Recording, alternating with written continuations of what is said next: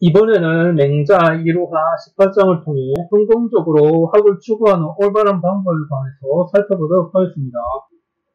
시작하기 앞서서 원문을 읽고 해석해보도록 하지요. 서자말 중리 기 칭어 후알 수제수제여 하시니 하치어 후야 이신이었고 맹자왈 원천이 혼혼하야 불사주하야 영과 이구진하야 방호사해하나니 두본자 여시라 시지취신이라 구위 무본이면 7,8월지간에 오직하야 구회 개영이나 기하야 가리 이대하니 고로 성능 과정을 군자 치진이라. 서자가 말하기를 중리께서 자주 물을 일컬어 말씀하시기를 무리여 하시니 무엇을 물에서 취하신 것입니까? 맹자께서 말씀하시기를 근원이 있는 물이 용수 숨쳐 나와서 밤낮에 버려두지 않고 흘러서 구덩이를 만나면 구덩이를 채운 뒤에 앞으로 나아가 사해에 이르는 법이니 근원이 있는 것은 이와 같으니 이것을 취하신 것이지요. 만일 근원이 없다면 7, 8월 사이에 빗물이 모여서 구덩이가 모두 채워지나 그것이 많은 것은 서서도 기다릴 수 있으니 그러므로 영성이 실제보다 지나친 것을 군자는 부끄러워하니라.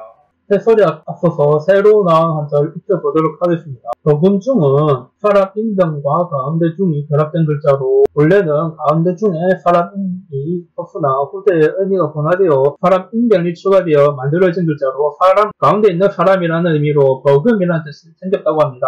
중리는 주검시와 기수비자가 결합된 글자입니다. 주검이라는 것은 바로 시체를 의미하는데요. 이 글자는 시체에 칼을 대어 표순하려는 사람을 말리는 사람을 의미하는 글자인데요. 이라는 사람의 직업은 중, 즉 스님이라고 하는 데서 이 글자에 중이라는 뜻이 생기게 되었답니다.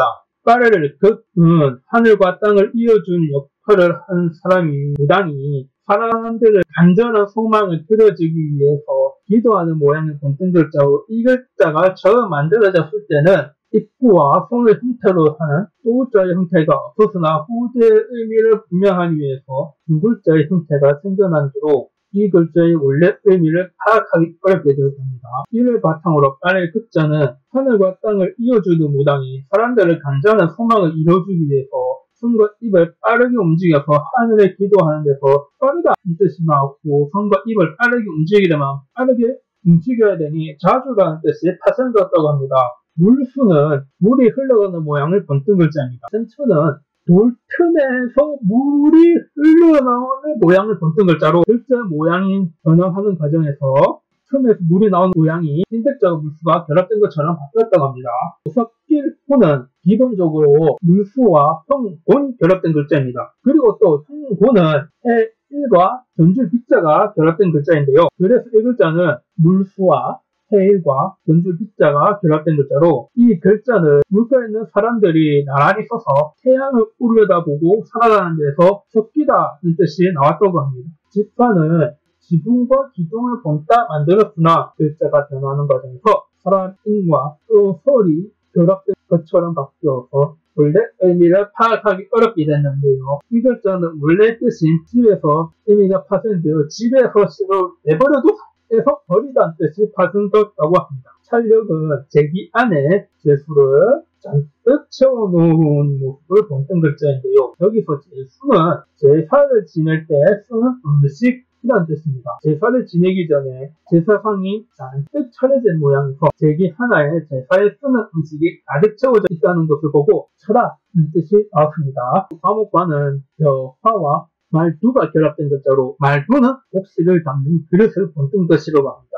이 글자는 원래 별을 비롯한 곡식을 그릇에 담아 종류별로 분류하는 것이고 품종, 등급이라는 원래 뜻이 나왔고 분류하는 흥미에 집중하여 분류, 종류를 아는 뜻이 파생되었고 그 결과에 따라서 몇 가지로 분류된 결과로 목록한 과목이라는 뜻이 추가로 나왔는데요. 일상생활에서는 이 뜻으로 글자가 쓰이지만 여기서는 글자의 형태에서 곡식을 담는 그릇은 모양을 강조하여 구덩이라는 뜻이 적용되었답니다. 노을방은 모방과 칠, 독이 결합된 형태로 밭을 갈 수 있도록 소가 이끄는 쟁기를 치는 행위에서 나온 글자입니다. 여기에서는 소가 이끄는 쟁기를 친 결과 밭이 다 갈려졌다는 데서 파생된 의미인 이르다는 뜻으로 쓰였답니다. 봇도랑구는 물수와 얼굴 구자가 결합된 글자로 변홍사를 짓기 위해 논주변에 만들어 놓은 도랑인 봇도랑을 의미하는 글자로 각각의 논에 물이 제대로 닿도록 얽어놓은 형태의 봇도랑을 의미합니다. 봇도랑 회는 물수와 오일 회자가 결합된 글자로 농사를 짓기 위해서 만들어놓은 도랑에 물을 공급하기 전에 임시로 만들어준 봇도랑이라는 뜻으로 봇도랑 국자보다 약간은 큰 규모의 형태이지만 물의 차이는 엄격하게 구분하지 않아도 될 것 같습니다.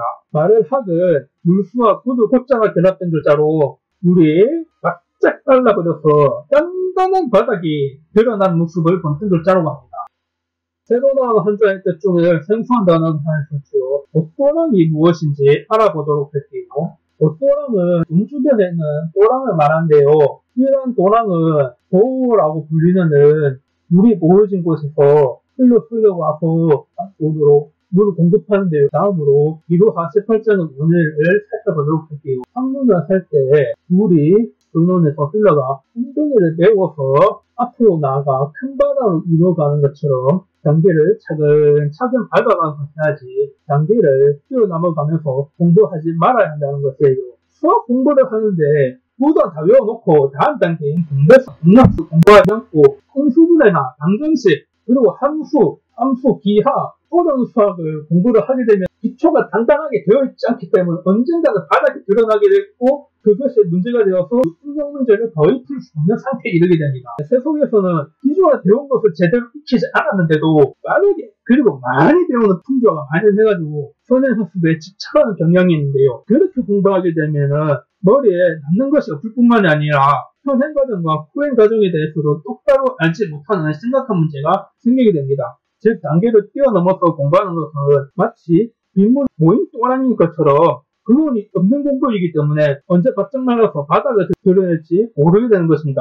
그렇다면 학문을 하는 올바른 방법은 무엇일까요? 근원이 있는 샘물이 금방 마르지 않고 마치 내 큰 바다에 이르는 것처럼 근본에 있는 것부터 차례대로 순차적으로 공부해야 하는 것이죠. 만약에 보아야 되는 것이 있다면 물이 웅덩이를 채워서 흘러가는 것처럼 자세하고 완전히 살펴본 뒤에 앞으로 나아가는 것이야말로 성공을 구하는 올바른 방법이라고 할 수 있습니다.